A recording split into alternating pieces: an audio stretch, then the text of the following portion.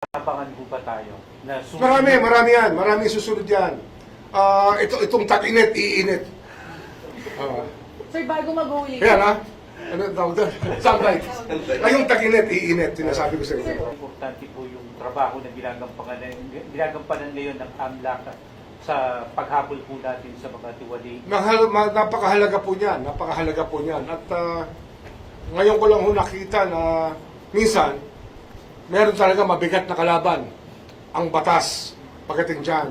Kaya nga, gusto ko silang kausapin muli itong AMLA tungkol sa pagtupad nila sa kanilang katungkulan.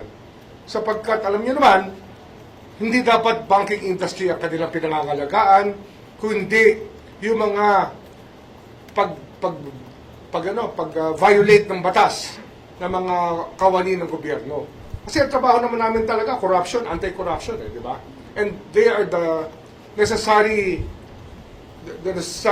office, the office that gives us the most information. If they will not come up with it, then we have a problem as a country. Hindi nila pwedeng blankohin ang katanungan ng Office of the Ombudsman. Dapat gumanap sila, kundi sila mismo ang kakasuhan namin.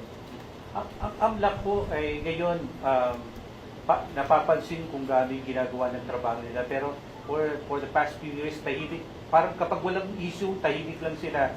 Yun nga yung problema eh. Baka naman yung attitude ng iba dyan ay gusto nilang magkaroon pa rin ng mga kaibigan sa banking industry para doon sila lumipat pag wala na sila sa AMLA.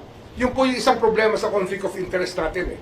Dapat bawal po yan. Huwag na silang magpa-empleyo sa mga bangko pagkatapos. Kasi nga, conflict of interest yan, di ba?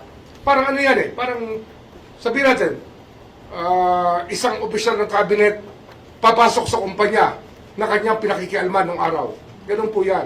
Dapat wag sila ganoon. Hindi mo dapat nila ginagawa yun.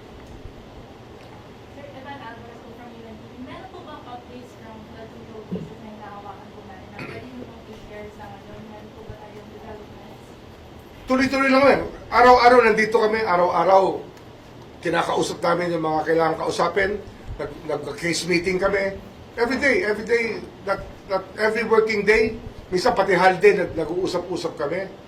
Pero may mga bagay kasi, kagaya niyan, kung update sa flood cases, hintayin na lang natin pag na-file na, bago namin sabihin sa inyo, yung mga bagay-bagay na bumabalot sa isang pagkilos ng Office of the Ombudsman. Kaya lang, natutulad tayo eh.